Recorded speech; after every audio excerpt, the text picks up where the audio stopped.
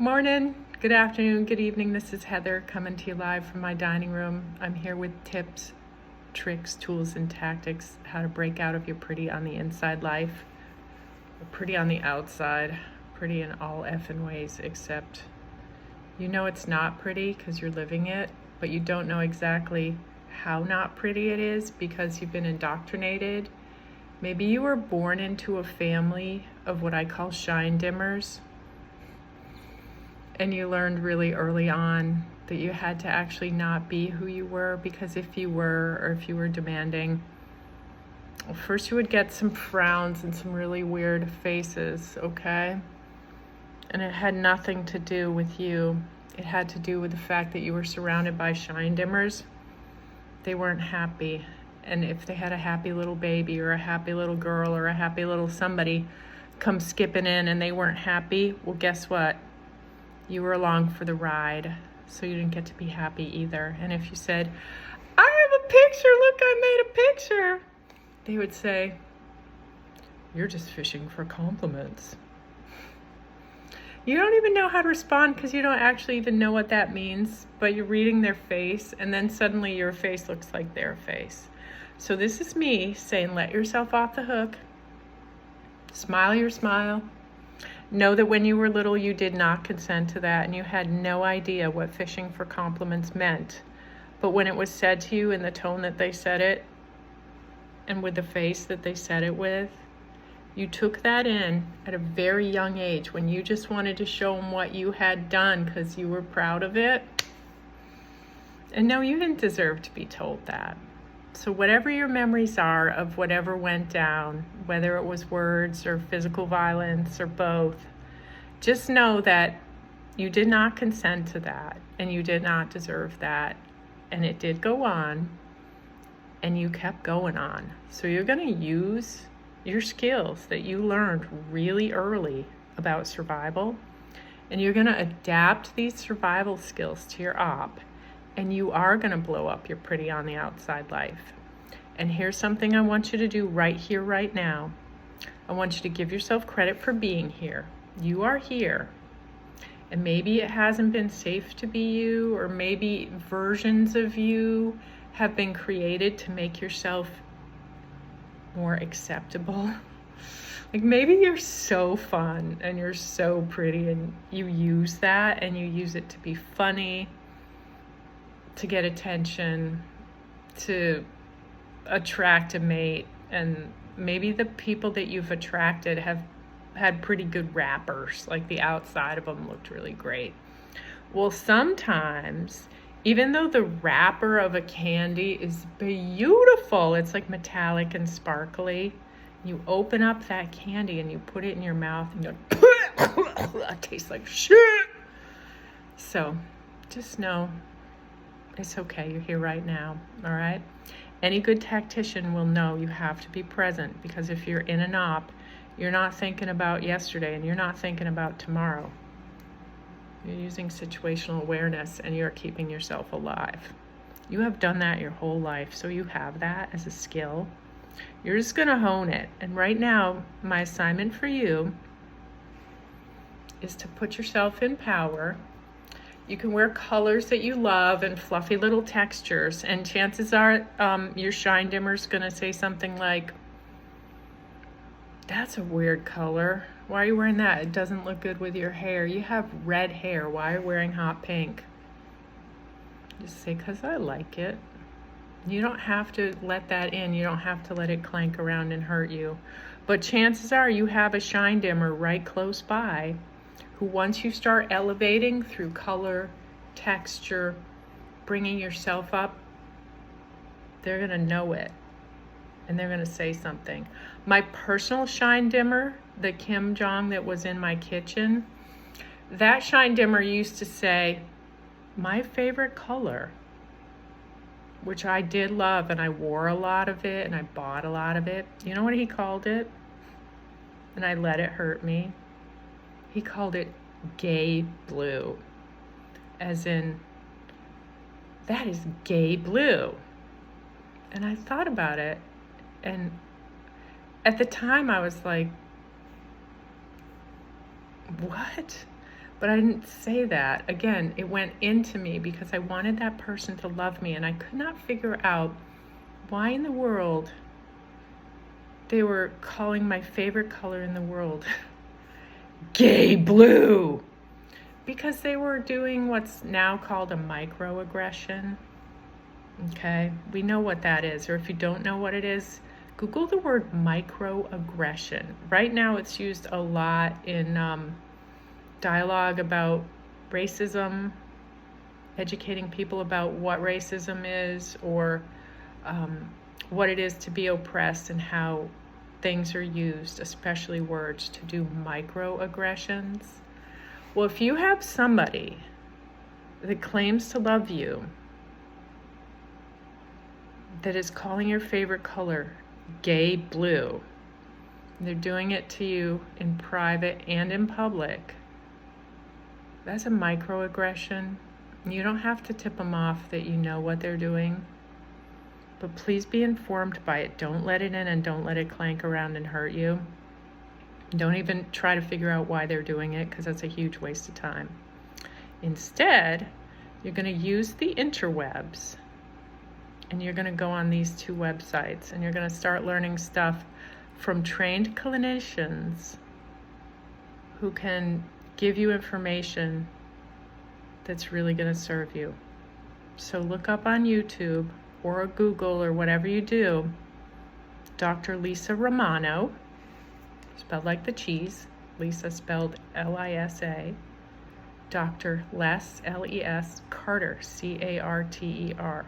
Look up Dr. Lisa Romano and look up Dr. Les Carter.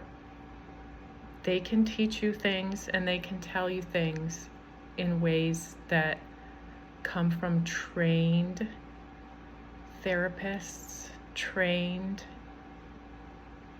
in things that I'm not going to cover here. I'm going to teach you how to blow up your pretty on the outside life, and you need tips, tricks, tools, and tactics. Les and Lisa, amazing. And what they taught me was that I was up against the Kim Jong in my head and the Kim Jong in my kitchen. They use a different set of words, but the bottom line is you are in an oppressive regime. You aren't living in choice. You don't know exactly what's going to happen or when it's going to happen, and therefore you're being ruled by fear. And that fear is oftentimes super real and super present. And it is keeping you oppressed and a prisoner in your pretty on the outside life.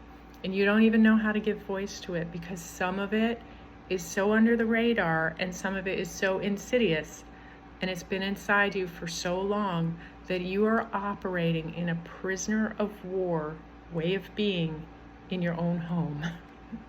And your house might be really pretty, and you might be really pretty, and the person that is your own Kim Jong in your kitchen, they might not look like Kim Jong. They might be really fly, okay? And that's the hard part, because they're telling you they love you, yet they're calling things gay blue. Or when your kid won't do what they want, they say, what is wrong with this kid? There's something wrong with this kid. Like when your kid's a baby. Kid's just being a baby, you know? But even so, they're going to label your kid as something wrong with a kid for being a kid. And then they're going to ratchet that shit up on your kid. So here's what you're going to do. You're going to get a lot smarter, a lot faster, using trained guides and true warriors. And these are warriors who know how to achieve the objective, and they will be on your team. So go look them up, okay? 2 other warriors I want you to look up, who you can even just read the title of one person's book, and then you take the title of the book and you apply it to your life. Even if you can't study them, you can do this stuff on the fly, and you can get stronger really, really fast. I did not get strong fast. I got fast slow.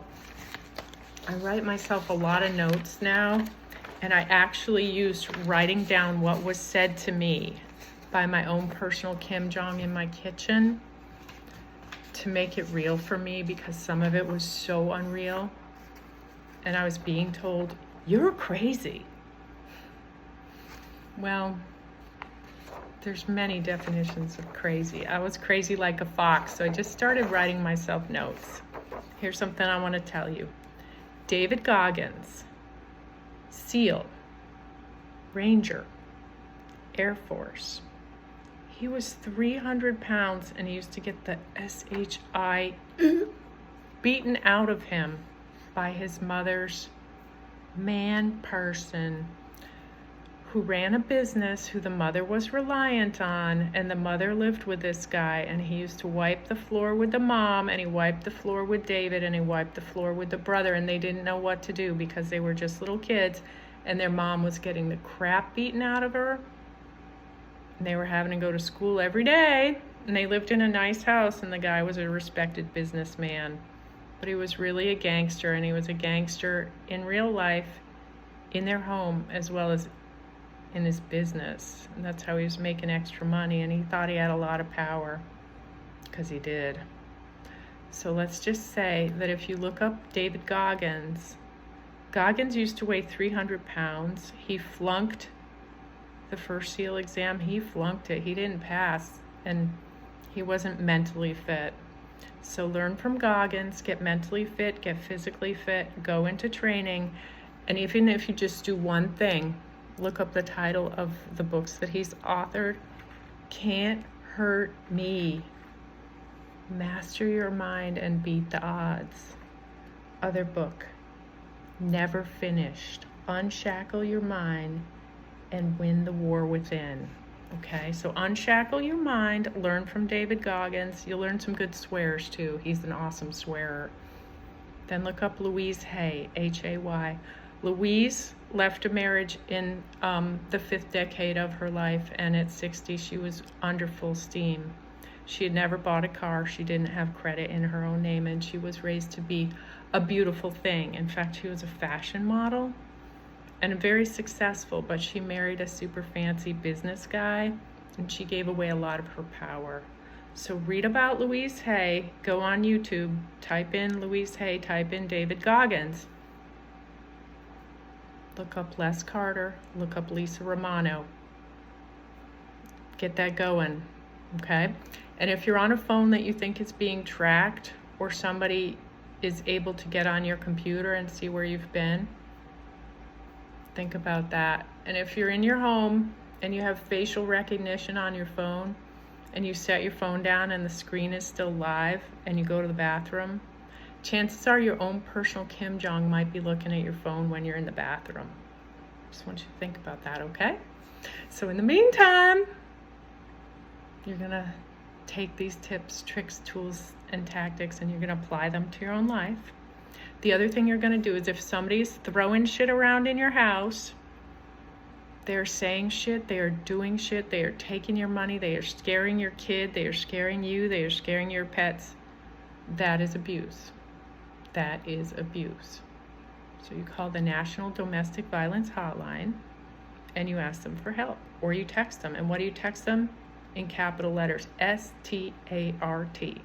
So I'm offering you a start here. I want you to start taking yourself very seriously, and I want you to know that any good tactician running an op will have a number of different scenarios, and one of your scenarios might be that you don't have time to plan and strategize and get strong. So consider that. Until next time, if you think this could help you, like, share, and subscribe, or not. Whatever you do, just know that there are many ways to get around the Kim Jong that lives in your head and the Kim Jong that's in your kitchen yelling at you. I'm going to teach you how. All right? Love yourself. Love yourself more. Just do it every damn day, and know that no matter what's gone on, no matter where you've been or what you've been told, if you do unshackle your mind, you can achieve the unachievable. Okay, baby? See you soon. Bye.